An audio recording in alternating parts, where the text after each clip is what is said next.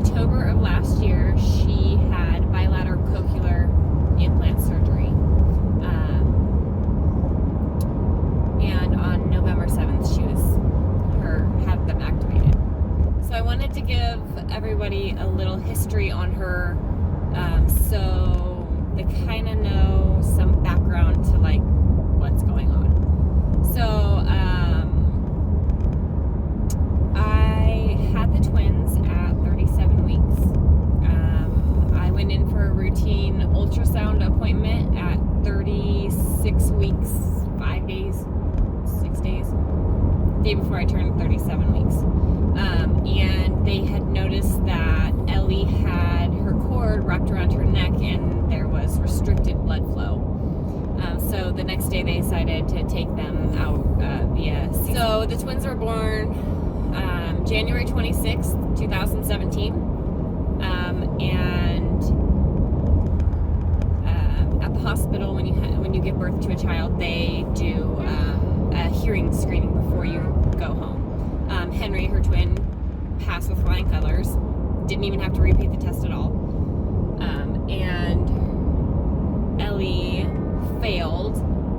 And when they did the test, so she was only 4 pounds 15 ounces when she was born.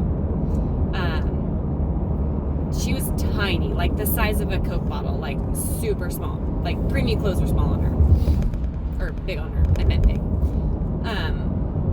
So they had like this headphones that go over their head to like do this hearing test. Well, the headphones themselves were literally bigger than her head. I was like, okay, well, of course she failed, because how are you going to get an accurate reading when they don't properly fit her? So I honestly, at that point, they were like, oh, kids fail all the time, it's fine, like just come back in a couple days.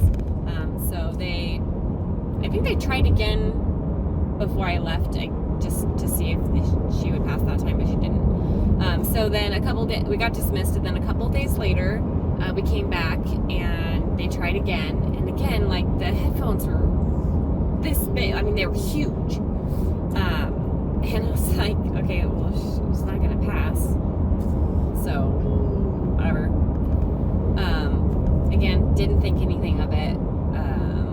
She's like, all right, well, you're gonna have to follow up with ENT, because if they don't pass, then you have to get referred over to ENT. So I was like, all right. And then I think that appointment was a little bit later. I want to say she was like 9 weeks, but right around 7 weeks, I really started to notice that she wasn't responding to noises like Henry was. Like Henry and Ellie would be like laying next to each other, and like somebody would or the dog would bark, somebody would make a loud noise, and Henry would be like, whoa, like, what was that? And Ellie, completely oblivious, like didn't care, whatever. So I kind of like had a little bit of a suspicion that something was going on there, and so when we went in for the hearing test, and he was like, yeah, she failed, like there's, I'm not getting anything out of her. So they scheduled an ABR, and what an ABR is, they put little like electrodes to their head, and they have them like sleep, and then they stimulate her hearing, and then they like read what she's responding to. Basically, it gives them like tells them how bad her hearing loss is. So at that point, like, we knew that she couldn't hear, we just didn't know like how bad it was. And so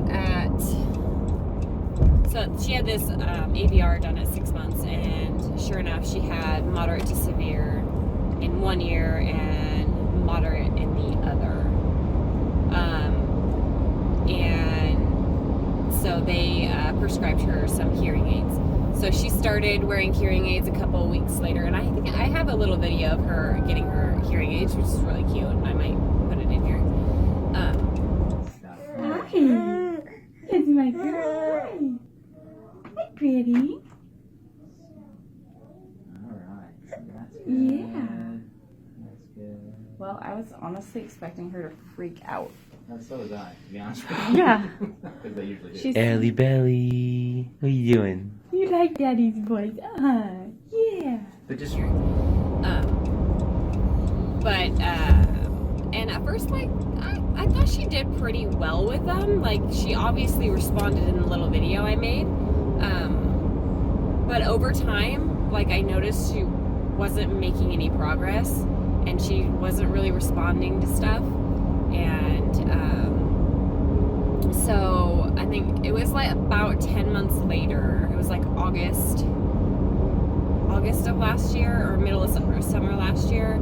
I was like, all right, well, she's really not responding, and I really want to get another test done to see how her hearing is doing, because I don't feel like her hearing aids are making a difference at this point. So we did another ABR, but this time she had to be sedated, and sure enough, the hearing test came back moderate to severe, and then her other ear was severe to profound hearing loss. So her hearing in both ears had actually gotten worse, like a step worse.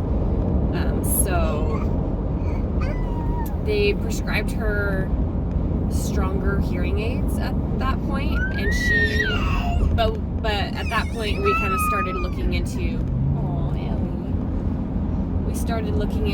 cochlear implants, because that was kind of the next step, seeing as she had been wearing them hearing aids for almost a year and not making any progress. So we had a consultation up in Portland for cochlear implants, and she qualified for them. And so everything kind of happened fast. Like, I think that was in August, and then September, and then her surgery was the end of October. She's really sad because we're driving home.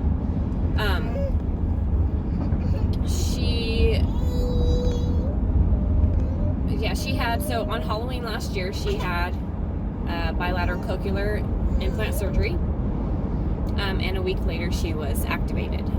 They turned them on a week later. Like, they have the surgery, and then they wait, and then she gets her processors, and then they activate them. And she really didn't respond at all, which some kids do. Some kids, like, you'll get a reaction out of them, but it's not like one of those YouTube moments where you're like, oh, they can hear and this is fantastic. It was kind of like meh, and that's how Ellie's always been. She's just been like, okay, this is fine, whatever. And so when we went home, and before she got him activated, she did not wake up from anesthesia very well. We ended up staying in the hospital overnight because she would not wake up. She kept throwing up, and mind you, she was like 19 pounds. She's just a tiny little thing. And they gave her morphine. Like, she did not do well with morphine. She didn't do well with the anesthesia. It was just awful. But we went home. She completely lost her equilibrium. I think that's how you say that. For 2 weeks, she could not stand on her own or walk or crawl or anything. It took 2 weeks for her to get back to, I want to say almost 3 weeks. Like 2 weeks she started walking again, but she was still really wobbly. And it was, I'm sorry, Ellie. It was awful. I'm not gonna lie, it was awful. I felt really bad for her. But it does happen with some kids. Most kids it doesn't happen. Ellie's just special.